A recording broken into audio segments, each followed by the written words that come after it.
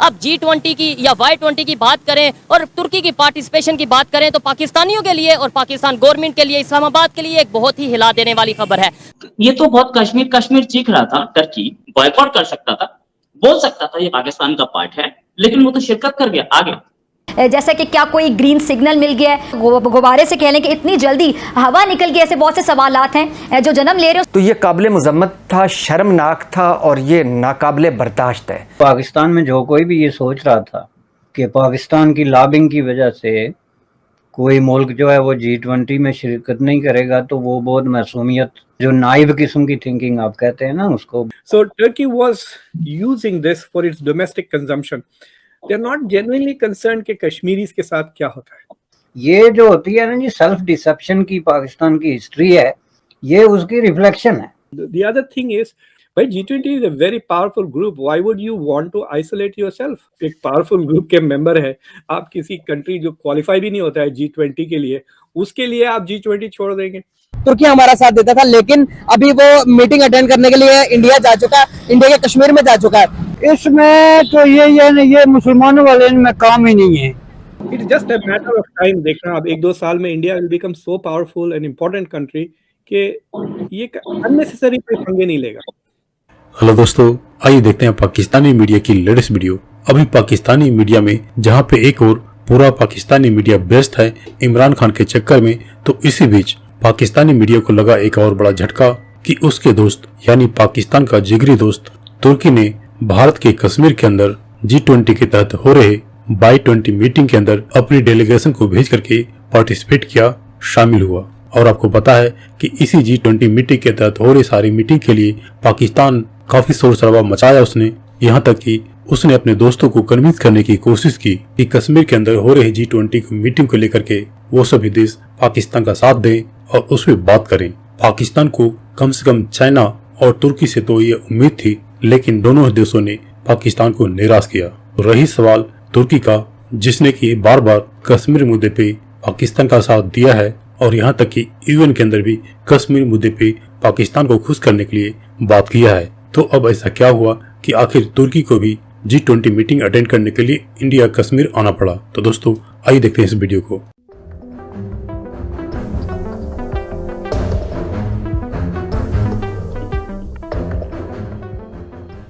International Y20 consultations हुई श्रीनगर में, जो कि G20 की मीटिंग थी। उसमें शामिल हुए 17 कंट्रीज, जिसमें से एक था टर्की।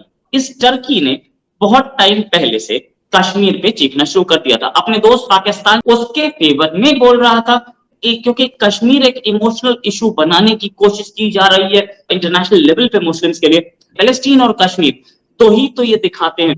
इस बार टर्की आया, श्रीनगर में आया और आकर के टर्की के डेलीगेशन ने वहां पे अपनी शिरकत दी। अपने पुराने दोस्त से सारी दोस्ती छोड़ दी और इंडिया के फेवर में देखा। कई बार इनका स्टैंड टॉक्सिटर भी चला है।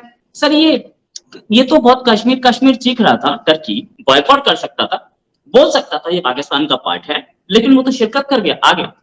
रोहित साहब, thank you very much for inviting me आपके शो पर। और कर्नाटका इलेक्शन के बाद से जरा साउथ इंडियन पहले वनक्कम, नमस्कारम, सत श्री अकाल और नमस्ते। तो इलेक्शन के रिजल्ट के बाद जाके मैंने इडली डोसा खाया बिकॉज आई थिंक इलेक्शन जो क्लीन हुआ ना, that was the best part. ना सिर्फ कांग्रेस जीती, बल्कि जितनी जल्दी बीजेपी ने कंसीड किया, दैट शोज के डेमोक्रेसी स्ट्रांग। ये नहीं कि ट्रम्प की तरह इलेक्शन चीटिंग हुई वगैरह। That is something that Pakistanis should learn के अपनी पार्टी या अपने इंडिविजुअल प्रॉफिट के लिए अपने मुल्क के इंस्टीट्यूशंस को undermine ना करें। So that is a good thing from Karnataka.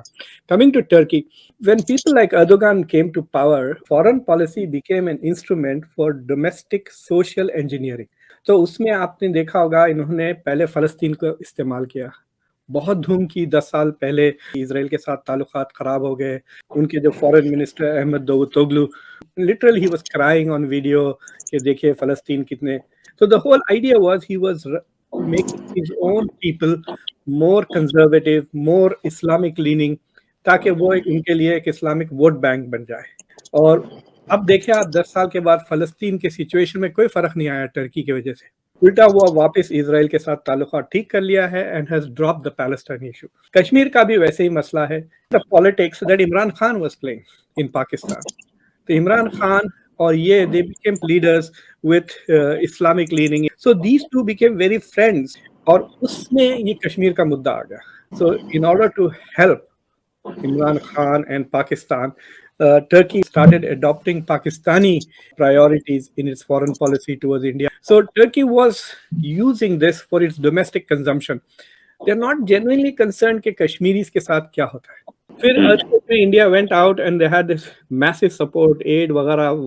लेकिन फिर जिनीवा में जो ह्यूमन राइट्स की कॉन्फ्रेंस हुई, वहां पे टर्की की position looked as if it was back to normal, और फिर वो कश्मीर का मुद्दा लेकर they went on.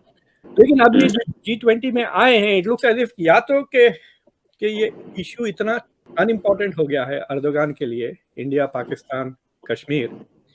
So you can see कि there is a divergence.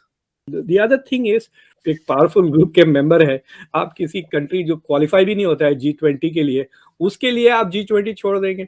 You know, it's like saying कि आपको टेस्ट क्रिकेट में चांस मिल गया और आपके दोस्त को रणजी में चांस नहीं मिल रहा है, तो आप उसके वजह से आप टेस्ट क्रिकेट थोड़ी छोड़ दोगे कि मैं नहीं खेलता बिकॉज उसको क्लब में मेंबरशिप नहीं मिल रही और समथिंग लाइक दैट. इंडिया ने तो अभी मोर रिसेंटली ग्रीस के साथ मिलिट्री एक्सरसाइज में पार्ट लिया, दैट मींस टर्की से दुश्मनी ले रहा है.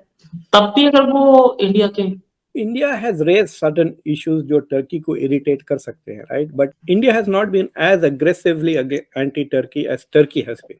India अपना हाथ रोक के डील किया है with Turkey because I think India wants Turkey on its side. But ये जो non-Western जो BRICS nations है, उसमें Turkey is a member.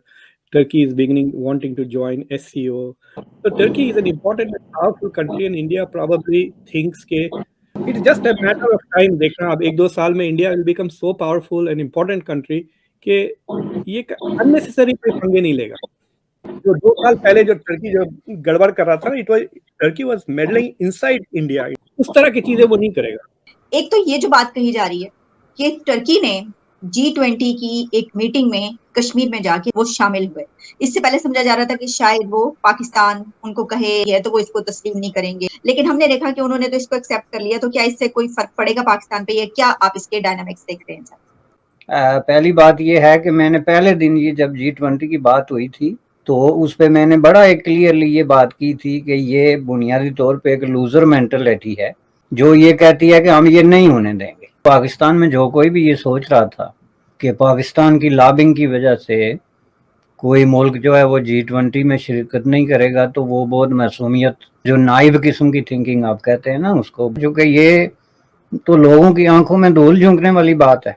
Pakistan में कोई ये सोच कैसे सकता है कि वो एक ऐसा इतना बड़ा इवेंट जो हो रहा है और जिसका नाम पाकिस्तान मेंबर है, ये तो ऐसे होता है जैसे आप जुआ खेलते हुए हार जाएं और आप बाकी जितने इंटर होने वाले लोग हैं उनको भी दावत दें कि इधर आके मेरे साथ बैठ के मातम करो बजाय गेम खेलने के. ये जो होती है ना जी सेल्फ डिसेप्शन की पाकिस्तान की हिस्ट्री है, ये उसकी रिफ्लेक्शन है.